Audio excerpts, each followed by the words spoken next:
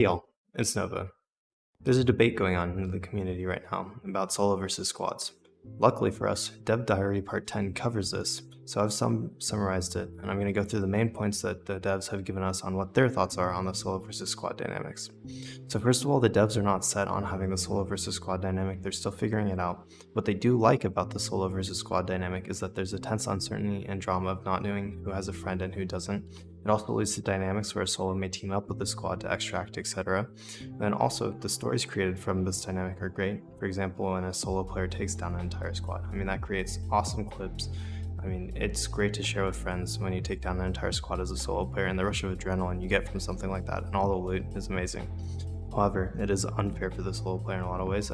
If you spawn as a solo player with white gear, and then you just get beamed down by a purple squad with full tag brutes, it feels really trashy, so they definitely got to work on it a bit.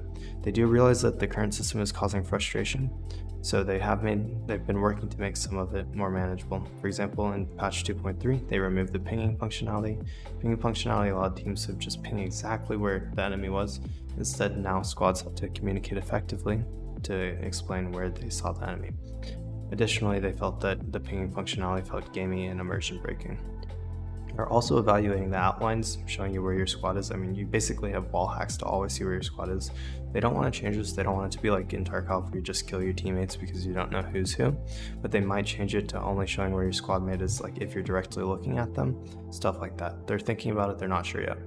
They're also adjusting MMR so that squad MMR is higher overall. They did this in patch 2.3. And the way they did this is that instead of just taking the highest MMR of the person's highest MMR in the squad, now they have a multiplier for each squad for their MMR, instead of just being rated as the highest MMR player in the squad.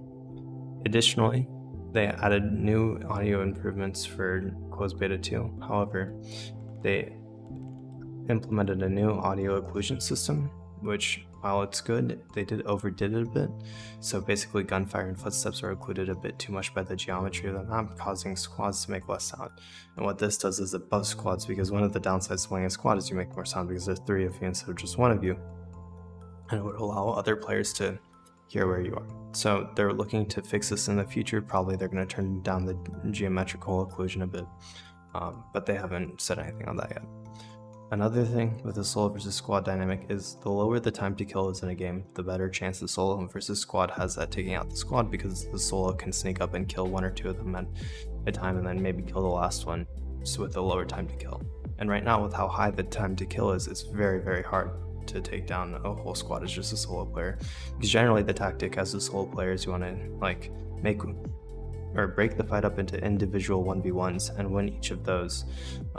But with how high the time to kill is, you can load a full clip into somebody, and if they don't die, then the rest of their teammates, both of them, can push you, and then you have no chance of wiping an entire squad. It's just basically impossible right now.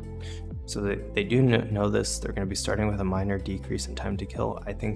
Personally, I think they're going to have to decrease the time to kill even more. I do like the higher time to kill, higher than Tarkov. It's nice because it feels like there's more tactics and more, feels like your aim matters more, but I think that they're going to have to decrease it a little bit more than it is right now.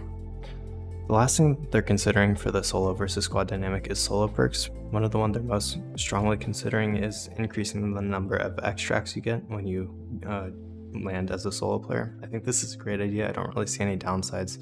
Really think they could add 1 or 2 more extracts for solo players.